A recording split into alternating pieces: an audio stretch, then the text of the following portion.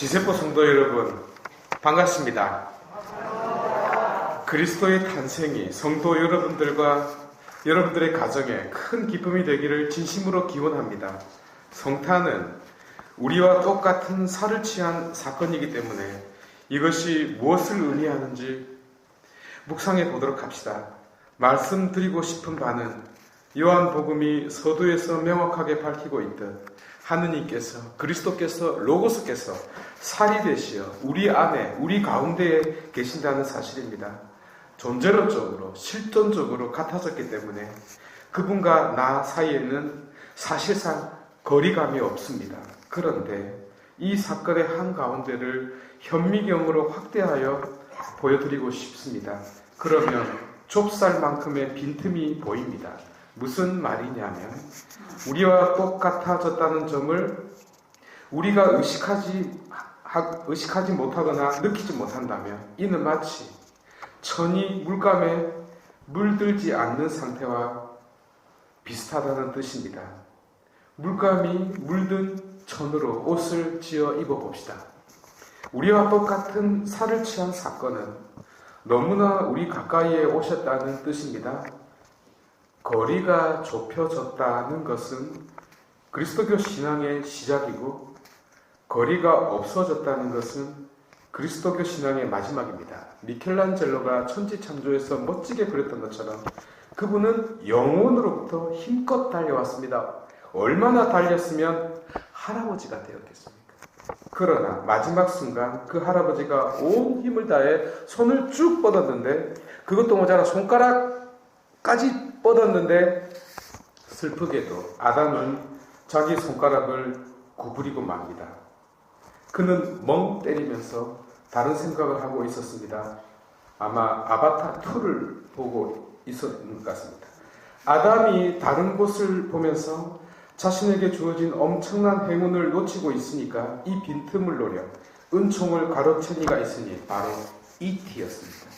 어쨌든 아담과 할아버지 사이 곧 거의 붙었는데 자세히 보니 붙지 않았다는 것은 결국 떨어져 있음을 뜻합니다. 가까이 있으나 떨어져 있다는 것은 결국 영혼만큼 떨어져 있는 것과 어쩌면 다를 바 없습니다. 이때 가까이 왔다는 것은 의미가 없어지겠네요. 하여 가까이 오셨지만 그러나 여전히 떨어져 있다는 이 문제를 해결할 필요가 있습니다. 손톱만큼의 오차는 우리가 교정해야 합니다. 그래서 그리스도가 우리에게 라는 말은 이제 우리가 그리스도에게 라는 말로 바뀌어야 하겠습니다. 그러면 어떻게 해야 이 간격을 없애고 우리에게 가까이 온 분과 온전히 만날 수 있을까요? 그리스도교 신앙의 토대를 낳은 교부이자 인류의 스승이라고 불리는 오리게네스는 육하란 단지 영이 인간이 되었다는 것만을 말하는 것이 아니라 인간의 모든 것, 나아가 인간의 감추어져 있는 모습 속까지 그 깊이를 더하고 확장된 것을 포함한다라고 가르칩니다.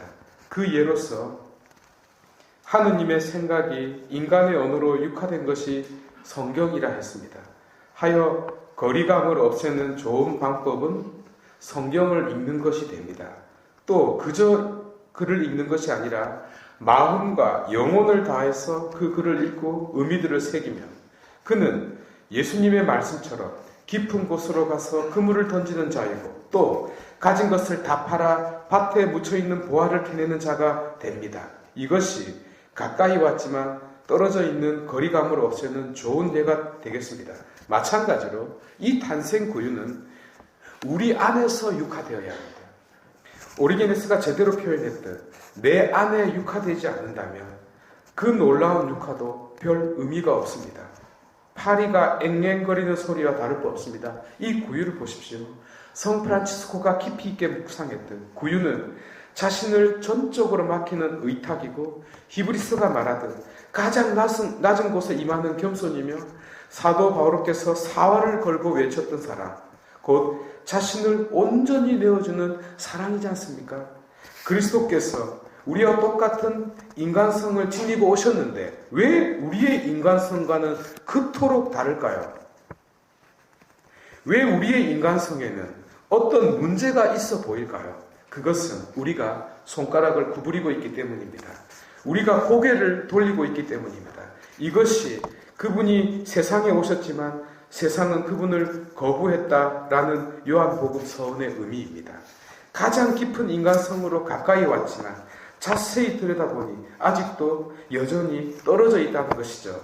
내 안에서 육화하지 못한 까닭입니다. 보십시오. 사랑한다면서 우리는 얼마나 너를 아프게 만드는지요. 왜 그럴까요? 맛있는 밥이 되려면 뜸을 더 들여야 하기 때문입니다. 하여 머리로, 마음으로, 행동으로 곧 내 온 존재가 구유로 육화할 때 비로소 가까이 왔지만 떨어져 있는 이 거리감이 없어지는 것입니다. 마지막으로 구유에 조금만 더 가까이 가볼게요.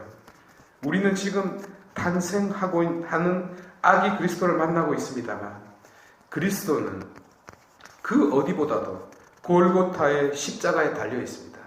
이 앞에 있는 구유는 탄생을 의미하지만 이 뒤에 있는 제례는 죽음을 의미하거든요. 가까이 가보니 접근하기 힘드네요. 왜냐하면 십자가 바로 밑에 성모 마리아께서 넉나간 모습으로 서 있고 옆에는 요한이 서 있고 그 옆에 베드로와 바오로가 거꾸로 달려있기 때문입니다.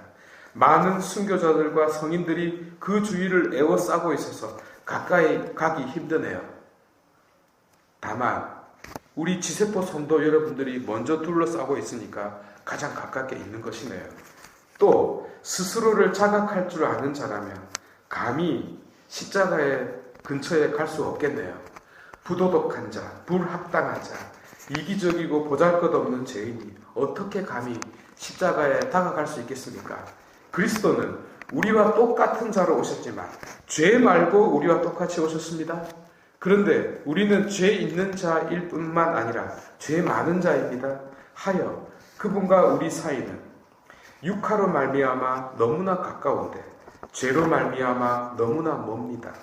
그래서 우리는 우리와 똑같이 연약한 죄인이면서 그리스도와 가까이 온 분들로 말미암은 위로가 필요합니다.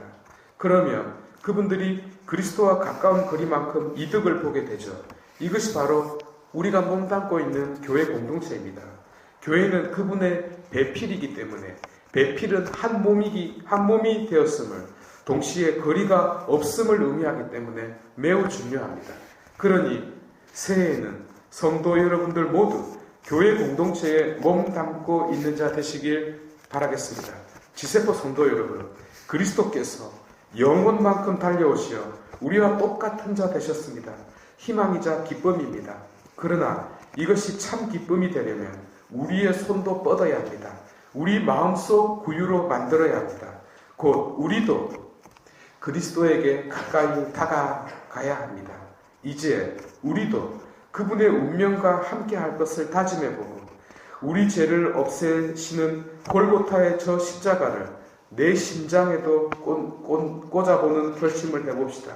그러면 가까이 왔지만 아직 떨어져 있는 그 거리가 없어질 것이라 믿습니다. 모두 일어나셔서 신앙 고백합시다.